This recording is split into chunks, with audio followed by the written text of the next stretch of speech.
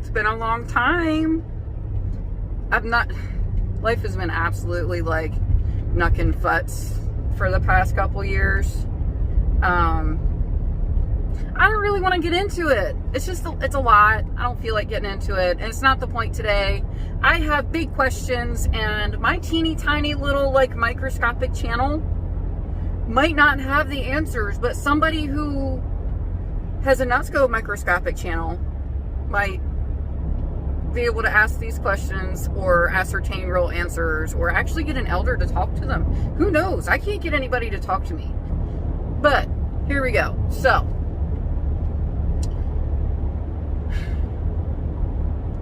you know how Jehovah's Witnesses are known for not accepting blood transfusions? They're known for it. But they don't hide this. They lean into it. Like this person died faithful. Let's see if I can get my camera right. This person died faithful. They lean into it.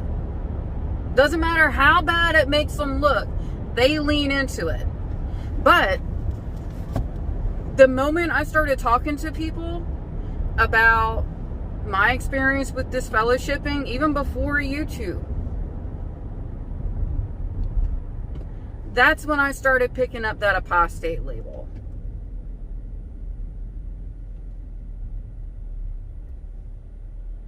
How many meetings have we been to where they spend the entire thing talking about how loving an arrangement it is and how godly it is and all this stuff and how you need to do it, and it's so important that if you don't do it, you risk being disfellowshipped yourself? Like, how are they going to go through all that and then turn around and act like you can't talk about it? About your experience, because they put it in the Sunday watchtowers, like at least once a year. They do a real big long series of disfellowshipping, like every year, at least 2 or 3 meetings in a row, 2 or 3 Sundays in a row. It's not like they hide it, but when you start sharing your actual experience with it,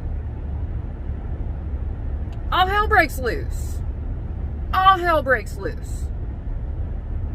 So they're going to lean into the blood transfusion thing and be known for that. Be known for something that kills birthing mothers and babies that don't deserve to die and children and like beloved family members. They're going to lean into that.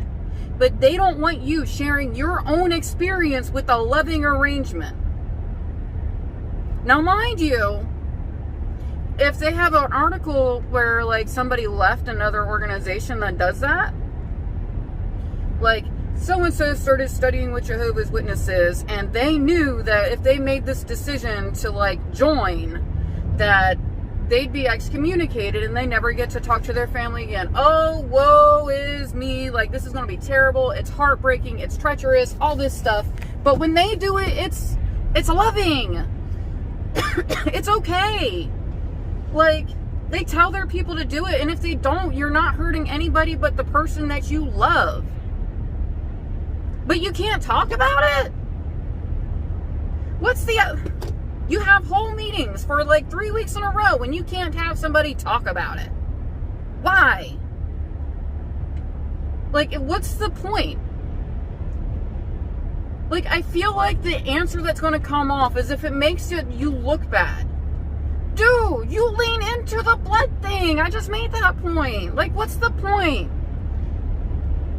You lean into it with the blood thing that kills innocent people that died for, like, almost no reason whatsoever except to make a point that you can't roll back, even though they didn't have, like, blood and transfusions and all this, and all these arbitrary rules get switched back and forth over the years depending on who's the governing body, because it's not the God directed, it's governing body directed.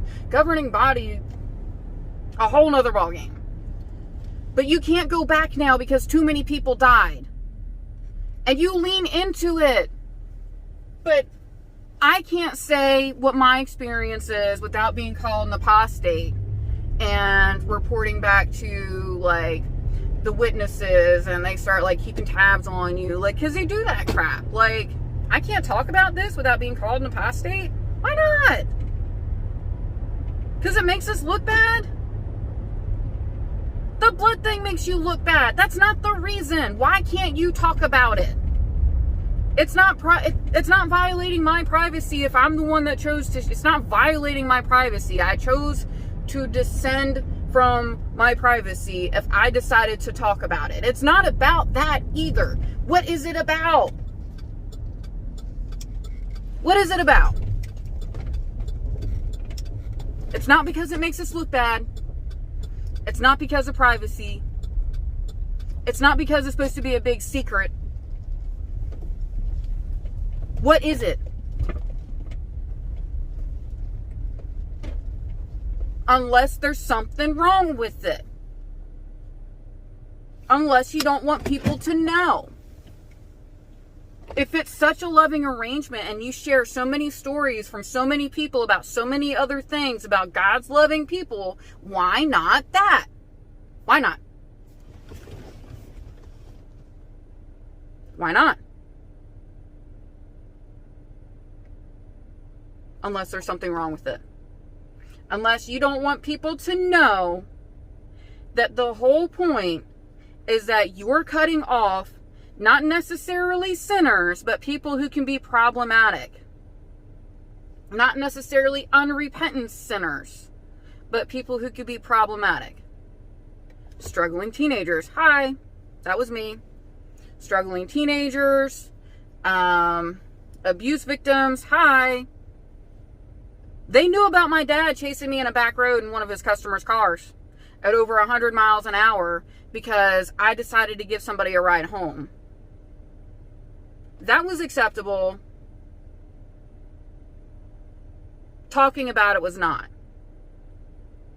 That was acceptable. Having an emotional problem and trying to slowly suicide myself was not. Unless they don't want that kind of stuff coming out, that they get rid of abuse victims so they can't talk to anybody. Because that's what happens, is when you get disfellowshipped, you don't get to talk to anybody. You get silenced, you get hidden. Your story gets hidden. They don't want to deal with emotional issues. They don't want to deal with people who are outwardly struggling with anything. They don't want to deal with addiction, even though they might need the support of, a conservative religious structure to help them manage their addictions. They don't want people knowing the history. They don't want people aware of the problems. The whole point, unless the whole point is to have a really, really, really, really solid tool to silence you, to where they can keep telling outsiders you don't get disfellowshipped unless you commit a serious, serious sin and aren't repentant. Which you don't know what you don't know. You don't know that's not the case until you're back there in that back room, basically begging for your ever-loving life, man. And then they probably still might... Look, I've heard of people getting away with some crazy stuff. I've heard of people that, didn't listen too many times that their clothing was too revealing because they're women with a body, so they get disfellowship because they got counseled 3 times. And, you get 3 strikes. It doesn't matter if it's a real sin. You didn't listen to counsel 3 times in a row. That's a disfellowshipping offense. Seriously.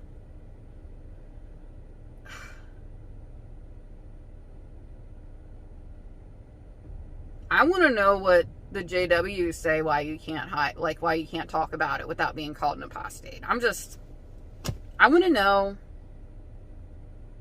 Maybe somebody with the bigger platform can find out. Let me know.